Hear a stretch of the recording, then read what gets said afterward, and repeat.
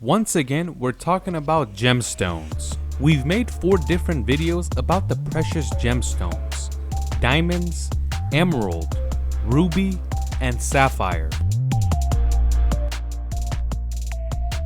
But now we want to talk about regular gemstones, and there is plenty of them. One of the most famous gemstones you could find everywhere is turquoise. Turquoise has a beautiful, unique color between blue and green, but it's mostly blue, and the color is so famous that it's known as the stone name. So they call this color turquoise color rather than sky blue, and that's all because of this unique color you see on the stone. So what is turquoise made up of? This is the formula, and it's mostly phosphate, copper, and aluminum. This stone starts in Persia and it moves to the Ottoman Empire, and from Ottoman Empire it enters Europe, and that is why it's called turquoise. It literally means Turkish in French, and that is why in the English language it's still considered turquoise. You probably noticed, but diamonds are the hardest material on earth, and emerald, ruby, and sapphire is right next to it. Turquoise is also a very hard material, but not that hard. You could compare it to like glass. It's very hard and easily breaks. When you look at gemstones, especially the precious gemstones, light passes through them and they shine. But because of the structure of this stone, no light passes through it.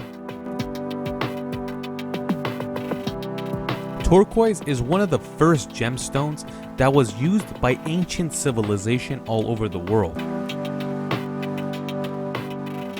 This stone was even used in ancient America thousands of years ago, and it's always been used even till recently.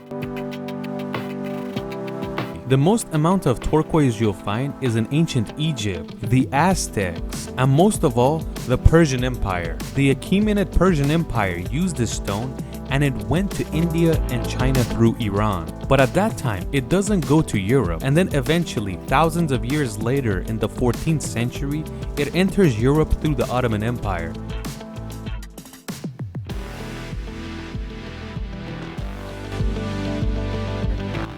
Historians cannot believe it. Even though the Aztecs, the Egyptians, the Persians all used turquoise, why did the Europeans get to know the stone extremely late?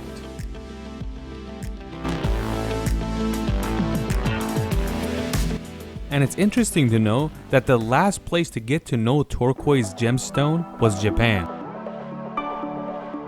Like, do you see this? This is a mask made with turquoise, and it's considered god of fire in Aztec. The mask was built in the 13th century, and unfortunately, it's not in Mexico or Central America anymore. It's in the British Museum. This is the mask of Tutankhamun, one of the pharaohs of ancient Egypt. This is much older than the Aztec mask, more than 3,300 years. A mask made from pure gold with 4 gemstones on it. The turquoise is very obvious. Then we got lapis, carnelian, and the black is obsidian, also known as volcanic glass.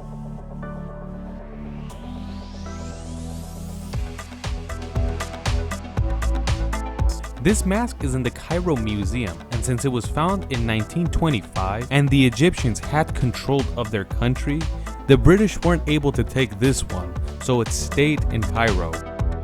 Before we move on, just look at this mask. It seems like the ancient pharaohs of Egypt had a CNC machine. The quality of work is amazing. What do you guys think?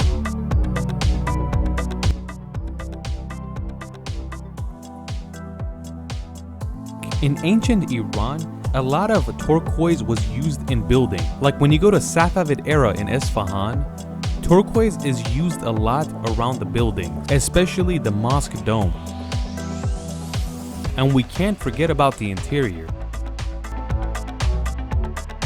It is written that Shah Abbas the Great paid 20,000 tuman for this mosque to be built, and it took 18 years for this to be built. 20,000 tumans is a lot. We're talking about over 400 years ago. Ancient Egyptians believed that if you have a necklace around your neck made of turquoise, you will be safe forever.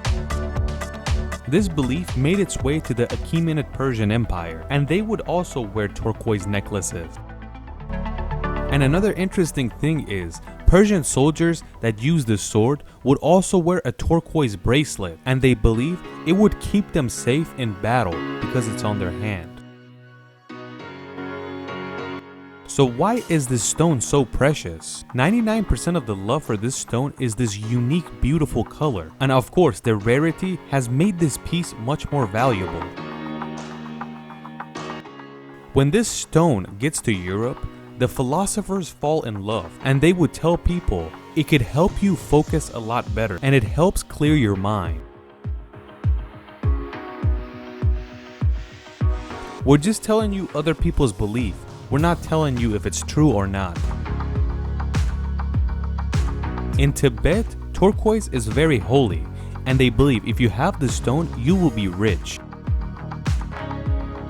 Just like we said, turquoise is very fragile, and if you have any jewelry made of turquoise, you have to be careful and you don't damage it or hit it anywhere because it will crack. Turquoise specialists say you have to take care of the stone.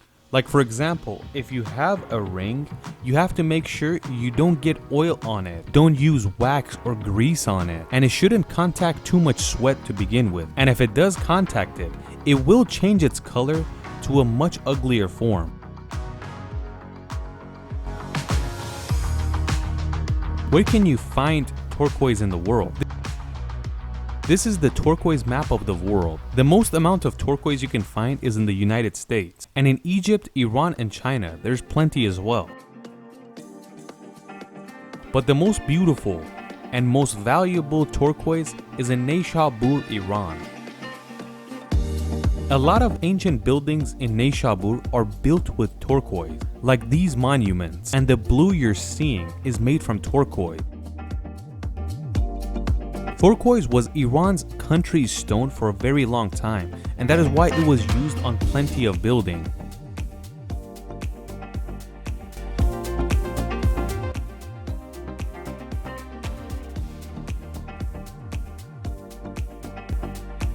From different buildings, different jewelry, and many more. Except Neyshabur, Semnan, and Kerman has plenty of turquoise. Since we're in this place, let's learn what the name of the city means. The original name was Neyshabur, and it means New Shapur. And the main reason was that Shapur I of the Sassanid Empire started this city, and in the Sasanian Empire, it was known as the second city of the country.